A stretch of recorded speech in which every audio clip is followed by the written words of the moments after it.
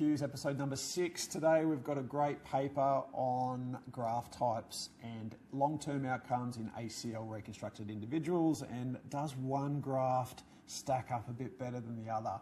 So historically the debate has raged between hamstrings versus patella tendons.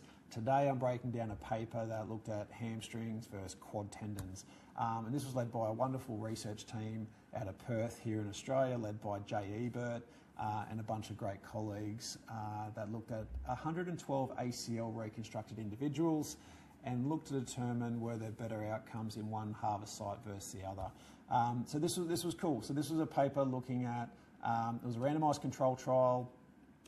They did take 55 people received a hamstring harvest and 57 received a quad tendon harvest, and they tracked them over 2 years. And they looked at a lot of outcome measures, included patient-reported outcome measures. They looked at ligament laxity, they looked at strength, they looked at hop testing, they looked at re-injury rates, and they looked at psychological readiness, and they looked at return to sport rates as well. So at the end of the day, the results did not show a huge difference across the groups. There are some subtle differences at different time points, which I'll try and break down and do my best at breaking down, but across the board, head to head, there was no significant difference between the groups. Now, if we first look at stability and is one surgical harvest site more stable than the other, the answer was no. At 2 years, there was no differences between the groups when it came to laxity testing. So the hamstring group, when they measured side-to-side difference between the ACL side and the healthy side, there was only 1 mil difference on that laxity testing, which is within normal limits and a normal finding. For the quad tendon group, same things were seen, about a 1.2 mil difference between sides. So really effective, stable surgical procedures being done. When it came to strength though, that's where we started to see some differences over time. Over 2 years, there wasn't any differences between the groups when looking at quad strength and hamstring strength. But at 6 months and at 12 months, there was a bigger divide between the two groups. So if we look at quad strength first, the hamstring group were out in front at 6 months and then again at 12 months. And by 2 years, there wasn't much difference between the groups. So the hamstring group compared to the quad group, looking at quad strength. Hamstring group, on average, were about 71% limb symmetry at 6 months. Quad group was 60% limb symmetry at 6 months. By 12 months, that on average got up to 85% limb symmetry. For the quad group, got 77% limb symmetry. By 2 years, limb symmetry was sitting about 92% for the hamstrings and about 89% for the quad tendon group.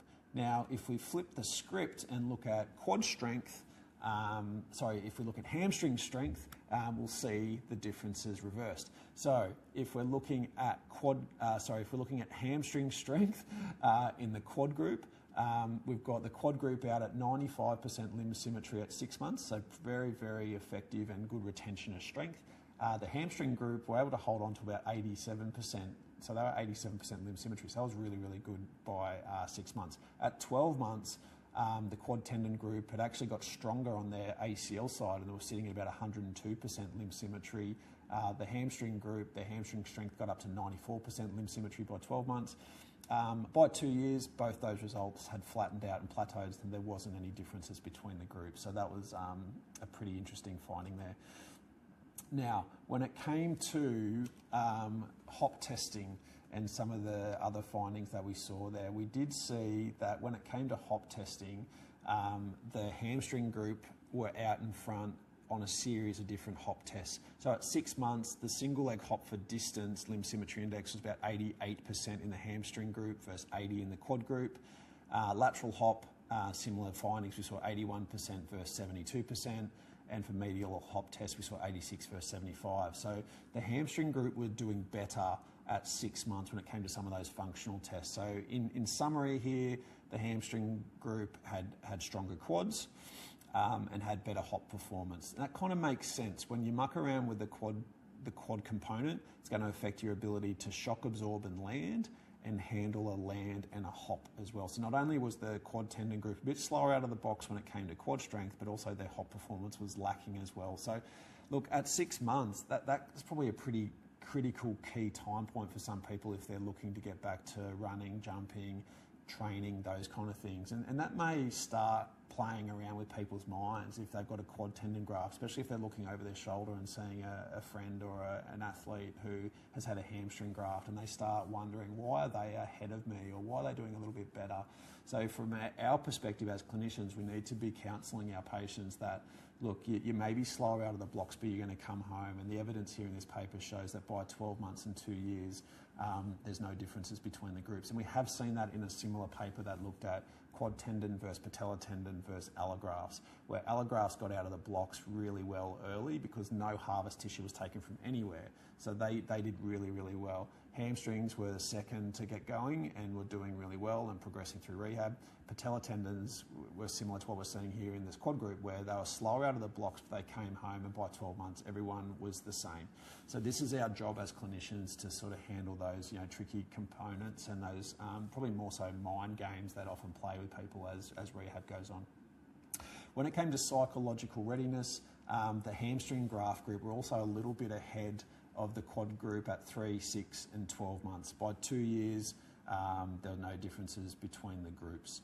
When it came to return to sport and return back to pre-injury sport, once again, by 2 years, 76% of the group in the hamstring group had returned to pre-injury sport by 2 years, and 70% of the group of the quad tendon group had returned by 2 years as well. So no differences over that 2-year stretch. And then when it came to re-injuries, overall re-injuries were really low. So we had 1 graft re-tear in the quad group and 2 contralateral tears in the hamstring group as well.